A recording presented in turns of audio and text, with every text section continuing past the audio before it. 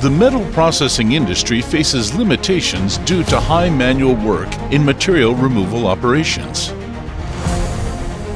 It's an unpleasant, dangerous job that negatively affects the people doing it and the overall business performance.